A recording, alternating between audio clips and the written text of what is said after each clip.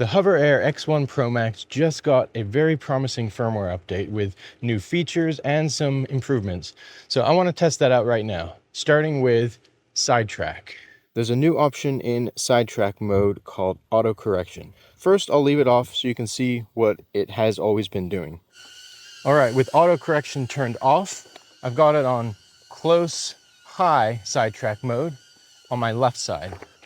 So if I were to go up this little hill and then turn left, I would essentially be going towards the drone, and the drone itself would just be reversing. And then if I turn left again, the drone is now on my right side. So basically it just stays facing whichever direction I started it facing, and it doesn't remain on my left side. But with this update, I believe if we turn auto correction on, as I make my turn, it should always try to maintain its position relative to me, meaning it should always be on my left side. So as I'm biking towards it, hopefully it'll make its way onto my left side. And as I go down this hill, let's see if it'll eventually make its way back over there, which it did. I'm really challenging it because it's set on high mode and close. But as you can see, it is still on my left side. Next, I want to see what the HoverLink assisted follow toggle switch does. It's supposed to help the visual tracking system when the subject goes behind an object. The beacon will allow the drone to continue to track even when the subject is out of view. Also, it's supposed to recognize when the beacon is no longer within 5 to 10 meters of the visual subject that it's tracking. So let's put both of these to the test. Right now it is off, which means that it is only tracking based on visuals. So if I go behind this tree and go around, okay, follow target lost. Collision detected. Please pay attention to the surrounding environment and avoid obstacles. Wow, I just got scolded by the HoverAir. All right, we've reset, and this time I have HoverLink assisted follow turned on. And I want to do the tricky maneuver by going behind this tree. Nope. Oh, goodness. No power. Okay, well, I was hoping it would follow me around that tree, but apparently not. One thing I did not check before doing those tests was whether or not the little HoverLink icon was green. Actually, both of those chain links should be green for the follow assist to work properly. So I just did a quick test. I went around the corner with the HoverLink follow assist turned on and turned off. I didn't get any different results. I also tried putting the beacon down on the ground and then continued to walk, and the drone followed me normally. So I thought the location of the beacon was important if that switch was toggled on. And again, I made sure that the HoverLink icons were both green when doing that test. When I put the beacon down, I thought the drone would stop tracking me, but it continued to follow me and relied on the visual system and not the beacon. So I don't quite know exactly what difference I should see with that follow assist turned on. The beacon is now supposed to connect faster with the X1 ProMax, so I'm going to go ahead and turn it on and see how long it takes for the preview to show up. And this beacon has already been paired. That was really fast, actually. I was really hoping that the performance optimization would include the feature of not crashing into things that it's flying towards, but apparently that was not part of this update. But one thing that is very useful that's part of this update is the stats dashboard. You can get to it by swiping left on the beacon while the drone is in the air.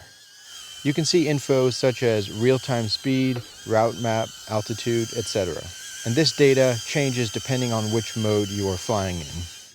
A newly added automated flight mode is Spiral. Let's see what that does. Okay, so it's kind of like a helix, I suppose.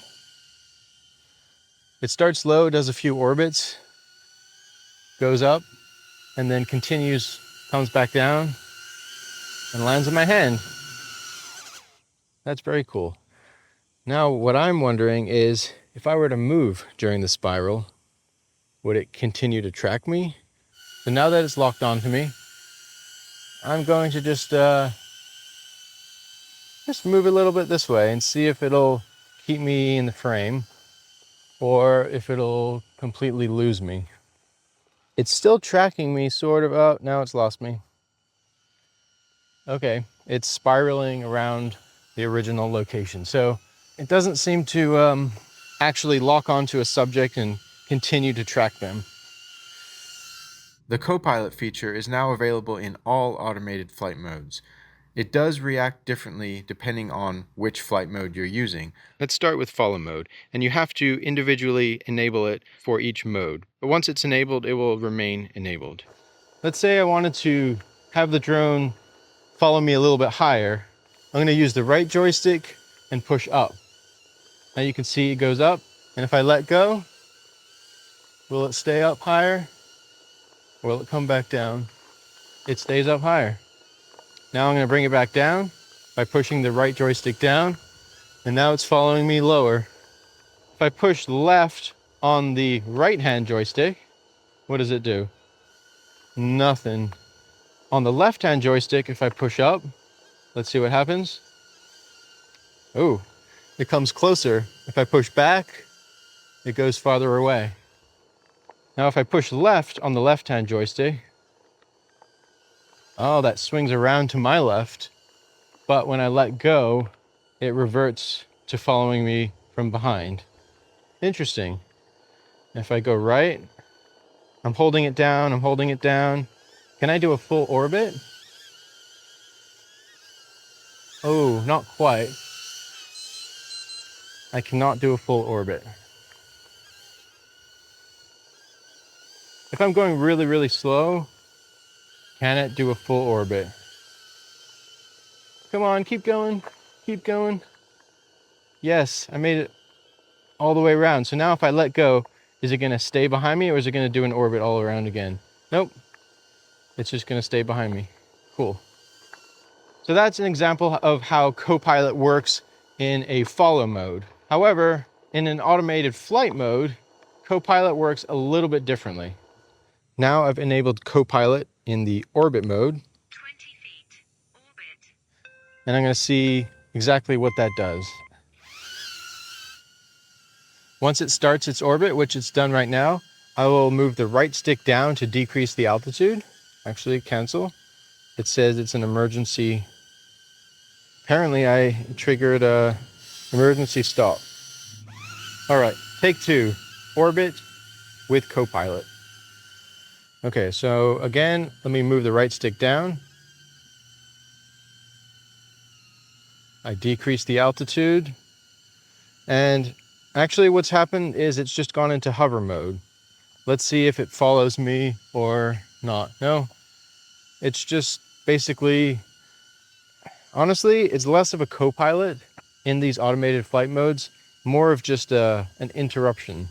So basically I just interrupted the flight. Let's try one other mode to confirm.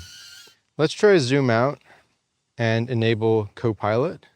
Let's say I want it to go a little bit higher. So I'm going to move the right stick up and it's interrupted the zoom out, but it's increased the altitude and it is currently just in hover mode. These controls are actually a little bit fiddly. Previously, when I thought I was pushing up, I was actually pushing down. Pushing down activates the emergency stop. So you have to really put your thumb under it, and if you want to increase the altitude, that's how you do it, rather than pushing down. One thing I want to try in sidetrack mode is see if I can track myself not directly from the side, but sort of at an angle. So now I'm going to go in this direction and see if it'll maintain that positioning. It does actually seem to be following me sort of at a 45. So if I go straight down this way, it's at a 45. Nice. So it's really important that you are deliberate in the direction that you go when you are in sidetrack mode. The fact that it's called sidetrack mode makes me think that it's only tracking from the side, but it's more of a whichever angle you choose mode, I guess. So in sidetrack mode, if you want to use Copilot, you have to turn off auto correction. So now if I want to orbit around me in this direction and change the angle that it's following me from, then I can. That is pretty cool. It's actually a little bit too close right now, so I'm going to push the left joystick back a little bit. So the key thing is, if you want to use sidetrack mode with Copilot, then you have to turn off auto correction. The last thing I want to check is whether or not the 8K bug has been fixed. After the previous update, we checked and the 8K bug was partially fixed. The problems we were having, oh goodness, okay, well, was it stopped recording, which actually is happening right now. Let me look at the beacon real quick and see if it switched back to 4K. I'm going to change back to 8K and try it one more time. So anyway, as I was saying, 8K mode just was always problematic. Either it lost the target that it was following, or it just stopped recording. That stopped recording, and there we go, stopped recording again. I guess this confirms that the 8K bug has not been fixed. Well, considering this video was just about a firmware update, I'd say that was less boring than I expected. If you made it to the end, thanks for watching. We'll see you next time on Ready, Set, Go.